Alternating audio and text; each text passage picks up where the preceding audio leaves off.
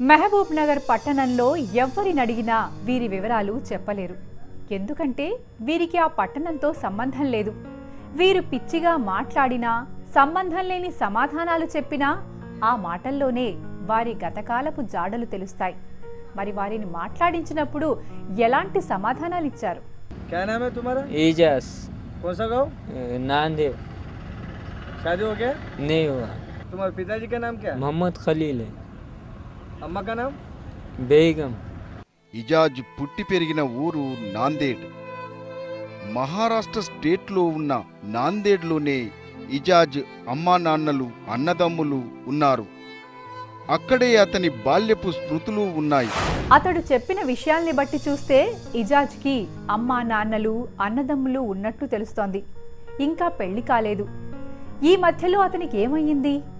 పక్క రాష్ట్రం నుండి మహబూబ్ నగర్ పట్టణానికి ఎందుకు వచ్చాడు? कितना साल हो गया तुम आके? बहुत साल हो गए। फिर इधर रोड पे क्यों घूम रहे पे? वो घर मिला नहीं गए तो ऐसा हो जा रहा कचरा।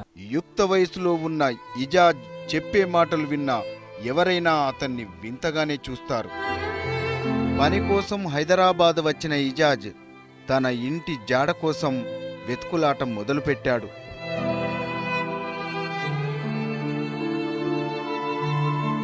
రోజులు, నెలలు, ఏండ్లు గడిచాయి. ఒంటరితనంలో మిగిలాడు తప్ప తన వాళ్లను చేరుకోలేకపోయాడు.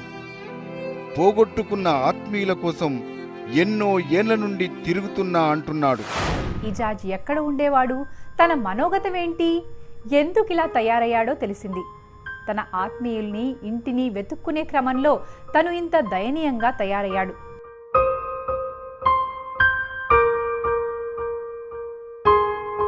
ఇజాజ్ సమస్య చిన్నదే, కానీ అతన్ని ఇంటికి చేర్చే ప్రయత్నం ఎవ్వరూ చేయలేదు. మరి గోడలపై ఇంగ్లీషు పదాలు రాస్తూ సంబంధం లేని మాటలు మాట్లాడుతున్న విబి రెడ్డి గతమేంటి? సందేశం చట్టానికి వెళ్ళి సినిమా అప్పటి నుండి నేను సందేశం ఉంటే మేము ఇన్స్పెక్టర్ లక్ష్మి గారు ఉన్నారు కదా, ట్రాఫిక్ సెక్షన్ నుండి అంటున్నాను. ఏం పని చేసావు? నేను సినిమాలు చూసి నేను స్టేట్ లేదా సెంట్రల్ నేను పనిచేశాను. ఏ డిపార్ట్మెంట్? న్యూక్లియర్ ఫేర్ కాంప్లెక్స్ అనుసంధాన కేంద్రం ఉంది కదా, ఎక్కడ? మౌలాల్లో ఈసీఎల్ ఉంది. అవును. ఆ ఈసీఎల్ వెళ్ళాలంటే యూనియన్ టచ్ చేస్తానంటే కండక్టర్ లేదా డ్రైవర్ గారు వస్తుంటారు, పోతుంటారు, చూస్తుంటారు, పని చేస్తుంటారు. నేను పని చేస్తున్నాను. సందేశం ఏమిటో ఉన్నట్టు చూడండి మీరు. ఇన్స్పెక్టర్ లక్ష్మి క్రైమ్ అండ్ లా ఉన్నట్టు చూడండి నన్ను, విబి రెడ్డిని. అతని మాటల్లో పొంతన లేకపోయినా సినిమాల పేర్లు, థియేటర్ల పేర్లు, కొన్ని ప్రదేశాల పేర్లు బాగా చెబుతున్నాడు. కానీ అతనిలో ఏదో భయం మాత్రం కనిపిస్తోంది. నువ్వు పోలీసా? నువ్వు కాదు, సిగ్నల్స్ ట్రైనింగ్లో ఉన్నాను. 50 సంవత్సరాల కమాండర్ గారు, ఏడి మార్కర్. నువ్వా? నాతో పాటు ఎంతమంది ఉన్నారో వాళ్ళని కూడా సరైన చెప్పలే. వీళ్ళు శివరామకృష్ణ ఆరాధన సినిమా టాకీస్.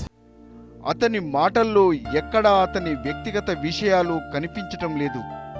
అందుకే అతన్ని ఇంకా మాట్లాడించే ప్రయత్నం చేశాం.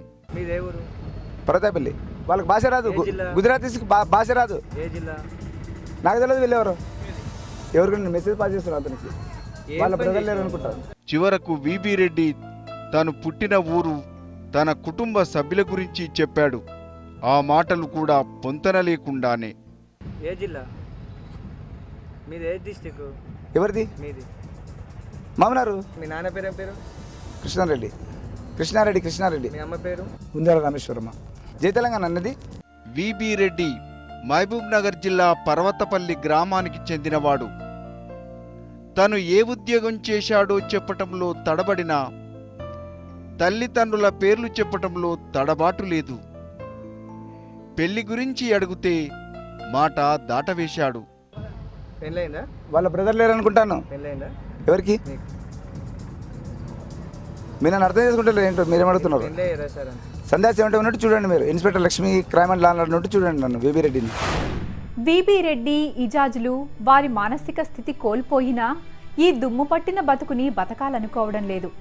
వారు పోగొట్టుకున్న జీవితాల్ని, ఆత్మీయుల్ని తిరిగి పొందాలనే ఆశ ఇప్పటికీ వారి కళ్లల్లో మిణుక్కుమంటోంది. వారిని మామూలు మనుషులుగా మార్చి వారి ఆత్మీయుల జాడల్ని వెతికే ప్రయత్నంలో చిన్న బ్రేక్ తీసుకుందాం.